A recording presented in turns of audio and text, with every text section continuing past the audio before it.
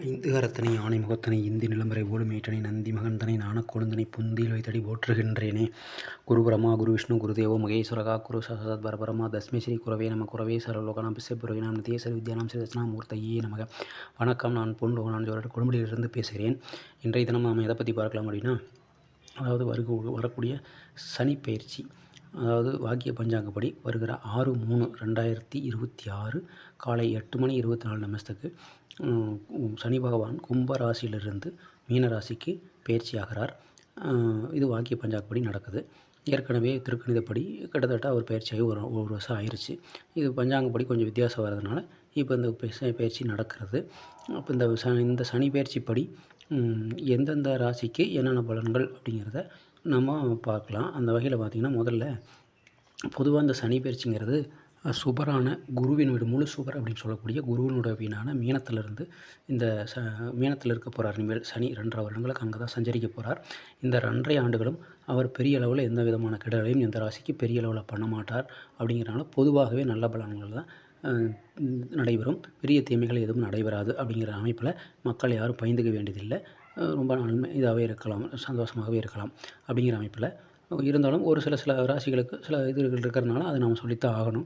அப்படிங்கிற அமைப்பின் கீழே எந்தெந்த ராசிக்கு என்னென்ன பலன்கள் நடைபெறும் அப்படின்னா, நம்ம வரிசையாக ஒவ்வொரு ராசியாக மேசம் முதல் மீனம் வரைக்கும் பார்க்கலாம். அந்த வகையில் முதல்ல மேச ராசிக்கு இந்த சனி பகவான் விரைச்சனியாக வர்றார். அப்படி இருக்கும்போது என்ன ஆகும் அப்படின்னா, இந்த மேச ராசிக்கு விரைச்சனியாக வர்றதுனால இந்த மேச ராசிக்காரங்களுக்கு நிறைய சுப விரயங்களை கொடுப்பார். அதாவது சுப விரயங்கள்னால் என்ன அப்படின்னா, அதாவது நகை வாங்கிறது, அப்புறம் பார்த்திங்கன்னா வீடு வாங்கிறது, வண்டி வாகனம் வாங்கிறது, குழந்தைகளுடைய கல்வி செலவுக்கு செலவு பண்ணுறது, வேறு ஏதாவது அதிகமான திருமணங்கள் இதுக்கெல்லாம் போயிட்டு வரக்கூடிய செலவு அடிக்கடி ஆகும். அந்த சுபகாரியங்களுக்கு செய்யக்கூடிய செலவுகள்லாம், அது சம்மந்தப்பட்ட செலவுகள்லாம் நிறையா ஆகும். அப்படிங்கிறதுனால இந்த மேச ராசிக்கு இது ஒன்றும் பெரிய தீமைகள் எதுவும் இல்லை, நல்ல செலவுகள் தான் ஆகுது. அப்படிங்கிறதுனால இது ஒரு எதிர்காலத்துக்கு ஒரு நன்மை வாய்க்கூடியதாகவும் இருக்கும் சில செலவுகள். அப்படிங்கிறதுனால இது ஒரு பெரிய பிரச்சனை இல்லை, நல்லது தான். ஏன்னா 2வது இந்த குரு பகவானானவர் வருகிற மே மாதத்தில் இருந்து கடகராசியில் தன்னுடைய உச்சவீடான கடகராசியிலிருந்து இந்த மீனராசியை பார்ப்பார். அப்படிங்கிறதுனால இந்த காலகட்டம் ஒரு நல்ல காலகட்டமாகவே இருக்கும். சனி பகவான் நன்மைகளை செய்யக்கூடியவராக மாறிடுவார். அப்படிங்கிறதுனால ஒரு நல்ல நன்மையே நடைபெறும். அதுக்கு அடுத்ததாக ரிஷபராசிக்கு இந்த சனி பகவான் மிகப்பெரிய யோகாதிபதி, அதாவது 9 10 தர்மகர்மாதிபதி. அப்படிங்கிறதுனால அவர் குரு பார்வையிலையும் வரப்போகிறார். அப்படிங்கிறதுனால மிகப்பெரிய யோகம், இவங்களுக்கு தொட்டதெல்லாம் லாபம். இவங்களை மனசில் எண்ணிய காரியங்கள் எண்ணியவாறு நடக்கும். ஆசைப்பட்டதெல்லாம் நடத்திடுவாங்க, ஆசைப்பட்டதெல்லாம் கிடைக்கும். எல்லாமே திருமணம் ஆசைப்பட்ட மாதிரி அமையும், தொழில் அமையும், நினச்ச மாதிரி வீடு கட்டுவாங்க, வண்டி வாகனம் வாங்குவாங்க. இவங்களுக்கு எல்லாமே இந்த வாழ்க்கையில் எல்லாம் இன்னத்தினால என்னென்ன தடைகள் இருந்ததோ எல்லாமே இவங்களுக்கு கிடைச்சிடும். அப்படிங்கிறது ஒரு நல்ல அமைப்பு. அப்படிங்கிறதுனால இருக்கிறதுலையே பெஸ்ட் அப்படின்னா அது ரிஷபராசிக்காரங்கள் தான். அதுக்கு அடுத்ததாக பார்த்திங்கன்னா மிதுன ராசிக்கு 10ஆம் இடத்துல வராரு. தொழில் சனி, கர்ம சனின்னு சொல்லுவோம், அதே தொழில் சனின்னு சொல்லுவோம். அப்போ இவர்களுக்கு மிதுன ராசிக்காரர்கள் ஏதாவது புதிதாக தொழில் தொடங்குறோம் அப்படின்னு நினச்சிட்டு இருக்கிறவங்களுக்கு இது ஒரு மிகப்பெரிய நல்ல அமைப்பு. குரு பார்வையிலும் இருக்கிறது, குரு வீட்டில் குரு பார்வையிலும் இருக்கிறது மிகப்பெரிய நல்ல அமைப்பு. ஏன்னா குருவும் சனியும் காலபுருஷனுக்கு தர்மகர்மாதிபதிகள். அப்படிங்கிறதுனால தொழில் தொடங்குறதுக்கு பெஸ்ட்டான ஒரு காலகட்டம் இது. அப்படிங்கிறதுனால அந்த தொழில் தொடங்கும் எண்ணம் உடையவர்கள் கண்டிப்பாக தொழில் தொடங்கலாம். புதுசாக வேலைக்கு முயற்சி பண்ணிக்கிட்டு இருக்கிறவங்களுக்கு கண்டிப்பாக வேலை கிடைக்கும். இத்தனை நாளாக வேலை கிடைக்கலையே அப்படின்னு நினச்சிக்கிட்டவங்களுக்கு வேலை கிடைக்கும். அப்படிங்கிறதுனால மிதுன ராசிக்கு இது ஒரு யோகமான நிலை.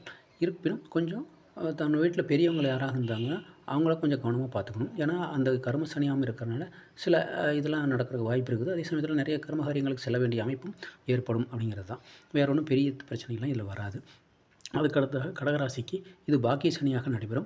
பாக்கியங்கிறது 9ஆம் இடமான தந்தை ஸ்தானத்திலிருந்து நடத்துவார். அப்படிங்கிறதுனால இது பொதுவாக சனி பகவான் 9ஆம் இடத்தில் இருக்கிறது தந்தைக்கு கொஞ்சம் சில பிரச்சனைகள் இருக்கும். அப்படின்னாலும் இவர்களுக்கு வெளிநாடு போகிறவங்களுக்கு இது நல்ல ஒரு அமைப்பு.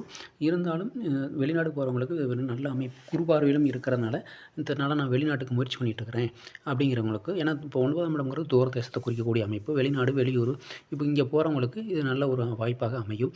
அப்படி போயிட்டாங்கன்னா அது அந்த பிரச்சனைகள்லாம் விளைகிறோம். அப்படிங்கிறது அதனால் இந்த கடகராசிக்காரங்கள் எதுவும் பயப்பட வேண்டியதில்லை. இவர்களுக்கு தேவைப்பட்டால் இப்போ ஒரு பிரீத்தி பண்ணிக்கலாம். அதாவது எங்கே ஆஞ்சநேயர் கோயில்லையும், விநாயகர் கோயில்லையும், ஆஞ்சநேயர் கோயில்லையும் ஒரு அர்ச்சனை பண்ணிக்கிறது ரொம்ப நல்லது. அதே மாதிரி சிவ வழிபாடு பண்ணுறது, அது சிவன் கோயிலுக்கும் பெருமாள் கோயிலுக்கும் போயிட்டு வரணும். சனிக்கிழமை தோறும் போயிட்டு வர்றது ரொம்ப நல்லது அப்படிங்கிறது.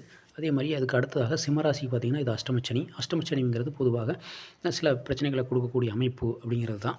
பொதுவாக அஷ்டமச்சனினா எல்லோரும் பயப்படக்கூடிய அமைப்பும் தான் இருக்குது. ஆனால் இந்த அஷ்டமச்சனி அந்த அளவுக்கு பயந்துக்க வேணுமா அப்படின்னா கிடையாது. காரணம் என்னென்னு கேட்டிங்கன்னா, இந்த அஷ்டமச்சனி குருவினுடைய வீட்டில் சனி பகவான் அமர்ந்து குருவார்வில் இருப்பதும், இதில் கோச்சார வேதை அப்படிங்கிற ஒரு அமைப்பு வந்துடுறதுனாலையும், நீங்கள் ராகு பகவான் பின்னாடி இருக்கிறனாலையும் பெருசாக பயந்துக்க வேண்டிய அவசியம் இல்லை. அதனால் வந்து சிம்மராசிகர்களுக்கு அப்படி ஒன்றும் பெரிய பல கஷ்டங்களை இதுவரை கொடுத்த மாதிரி தெரியல, கொடுக்குறதுக்கான வாய்ப்பும் இல்லை. அதனால் வந்து யாரும் பயந்துக்க வேண்டியதில்லை.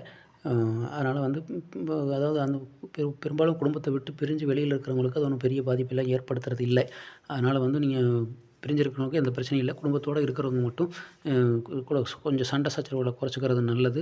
மனைவி ஏதாவது பேசினா கணவன் தாழ்ந்து போகிறதும், கணவன் ஏதாவது பேசினா மனைவி தாழ்ந்து போகிறதும், இல்லை வேறு குடும்ப உறுப்பினர்கள் ஏதாவது பண்ணாலும் அது தாழ்ந்து போகிறதும் கொஞ்சம் நல்லது.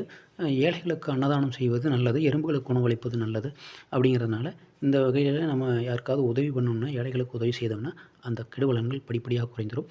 அதே மாதிரியே நீங்கள் வந்து ஆஞ்சநேயர் வழிபாடு வந்து விநாயகர் வழிபாடு, சிவ வழிபாடெலாம் பண்ணிக்கிட்டிங்கன்னா அந்த கண்டச்சனி அதாவது அஷ்டமச்சனியுடைய பாதிப்பு கண்டிப்பாக குறையும் அப்படிங்கிறது தான். அதுக்கு அடுத்ததாக பார்த்திங்கன்னா, கன்னி ராசிக்கு இது கண்டச்சனியாக வருகிறது.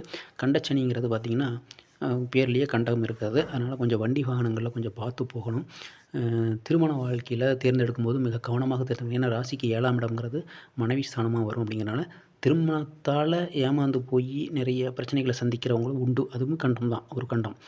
ஏன்னா அந்த திருமண வாழ்க்கையில் சில கணவனாக இருந்தாலும், ஆணாக இருந்தாலும், பெண்ணாக இருந்தாலும் தன் கணவன் அல்லது மனைவியை தேர்ந்தெடுக்கும்போது மிகவும் ஏமாறாமல் கொஞ்சம் கவனமாக இருக்கணும் அப்படிங்கிறது தான். இருந்தாலும் இது இந்த குரு பார்வை மே மாதம் வந்ததுக்கு பிறகு நீங்கள் அதையெல்லாம் செய்யும்போது ஒரு ஆண்டுக்கு பெரிய பிரச்சனைகள் வராது. அப்படிங்கிற அந்த காலகட்டத்தில் நீங்கள் தேர்ந்தெடுத்துக்கிறது உங்களுக்கு நல்ல பலன் தான் தரும். அதில் ஏமாற்றத்துக்கு வாய்ப்பில்லை. அப்படிங்கிறனால அந்த காலகட்டத்தை நீங்கள் பயன்படுத்திக்கலாம், வருகிற மே மாதத்துக்கு பிறகு அப்படிங்கிறது. அதனால் இது ஒரு நல்ல அமைப்பாக இருக்கும். ஏமாற வேண்டிய அவசியம் இருக்காது. அதனால் அதை பயன்படுத்திக்கிங்க. நீங்களும் பிரீத்தி செஞ்சுக்கணும். இந்த மாதிரி ஆஞ்சநேயர் வழிபாடு, விநாயகர் வழிபாடு, இதெல்லாம் சிவ வழிபாடெலாம் பண்ணிக்கணும்.